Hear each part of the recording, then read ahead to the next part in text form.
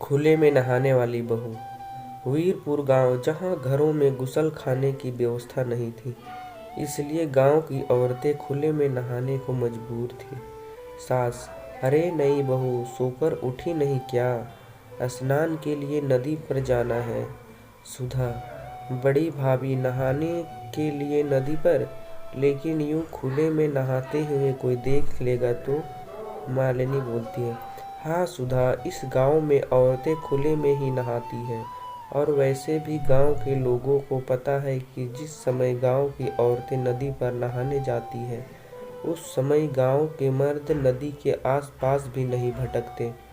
अच्छा, अब देर मत करो, वैसे भी नदी किनारे इस समय सुनसान होता है। हम जल्दी से नहा कर आ जाएंगे। मालिनी और सुधा नदी पर नहाने के लिए जाती है। गांव की बहुत सी औरतें पहले ही नदी पर नहा रही थीं। सुधा को बहुत शर्म आ रही थी। सुधा बोली: मालिनी भाभी, ये तो बहुत अजीब लग रहा है। अगर किसी ने हमें देख लिया तो हमारी इज्जत तो मिट्टी में मिल जाएगी। नहाती हुई औरतें: काहे शर्मा रही हो बहू रानी? हमें इतने साल हो गए, आज तक तो हमें किसी ने देखा नहीं, तो अब कौन देखेगा? नदी में उतरना ही पड़ता है। बड़ा मुश्किल से सुधा नदी में नहाकर घर आती है। अब तो रोजाना ही वो मालिनी और बाकी की गांव की औरतें के साथ नदी पर नहाने लगी।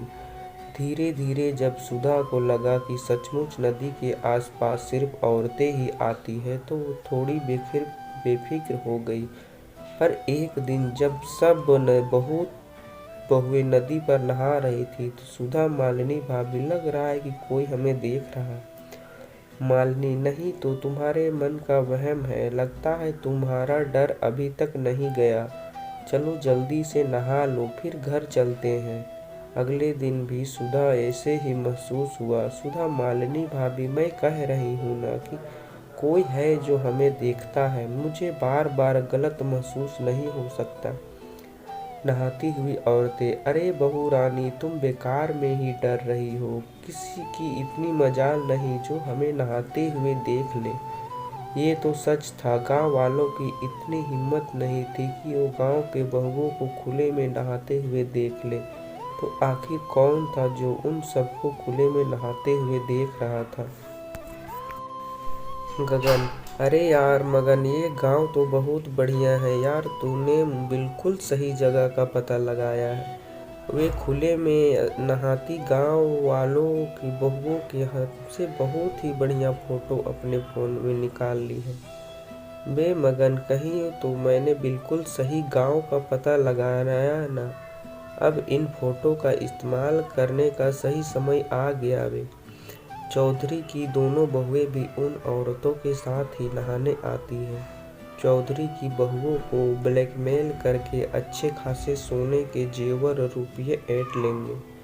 और तू तो जानता ही है, ये गांव की भोली भाली बहुएं शर्म से किसी को कुछ नहीं बताएंगी। गगन: तो ठीक है, किसी दिन रास्ता रोककर ये फोटो है उन्हें दिखा देते हैं, रास्ते में उन्हें पकड़ लेंगे। अगले दिन मालिनी और सुधा नदी पर नहाकर जब हवेली की तरफ जा रही थी, तो नदी से थोड़ी दूरी पर गगन और जगन नाम के उन बदमाशों ने उनका रास्ता रोक लिया और उन दोनों को फोटो दिखाने लगे। दोनों बहुएं डर गई। मगन: अब अगर तुम दोनों नहीं चाहती कि ये फोटो गांव में हर कोई देखे, या फिर गांव से बाहर और भी जगह ये फोटो पहुंचे, तो जैसा हम कहते हैं वैसा तुम दोनों करोगी। मालिनी: नहीं नहीं, हमारी ये फोटो किसी को मत दिखाना। तुम्हें क्या चाहिए, हमें सीधी तरह बता दो। मगन: अगर तुम चाहती हो कि हम ये फोटो किसी को ना दिखाएं और अपने फोन से हटा ले, तो कल दोपहर तक 2 लाख रुपए नगद और सोने के जेवर एक बैग में भरकर तुम दोनों हमें लाकर दोगी। उसके बाद हम यहाँ से चल जाएंगे। मालिनी: ठीक है, तुम चिंता मत करो, हम कल दोपहर तक तुम्हारी ये मांग पूरी कर देंगे। पर तुम तब तक ये फोटो किसी को नहीं दिखाओगे। मालिनी पूरी तरह घबरा चुकी थी। वो दोनों घर लौट आती है। सुधा, मालिनी भाभी, हम ये गलत कर रहे हैं। अन्याय के सामने झुकना कायरता है। हम अन्याय को छूट दे रहे हैं। उन मुजरिमों को सजा मिलनी चाहिए। उनकी मांगे पूरी करके तो हम उन्हें और बढ़ावा दे रहे हैं। आज वो हमारे साथ ऐसा कर रहे हैं, कल किसी और के साथ करेंगे। ये सरासर गलत है भाभी। मालिनी, तो हम कर भी क्या सकते हैं सुधा? हमारी फोटो बदमाशों के पास है। हम ये बात किसी से नहीं कह सकते। बदमाश हमारी फोटो हर जगह दिखा देंगे। पर सुधा बहुत हिम्मत वाली थी। वो मालिनी को बिना बताए पुलिस स्टेशन पहुंचती है और वहां पर लेडी ऑफिसर को सारी बात बताती है।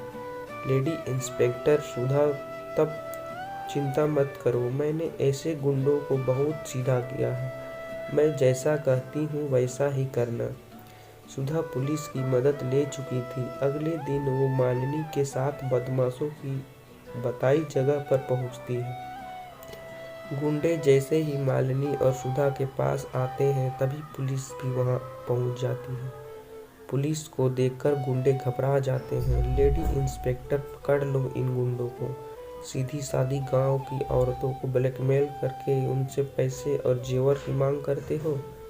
हवलदार, मैडम जी, ये वही गुंडे हैं जिनको आस पास के गांव की पुलिस तलाश कर रही है।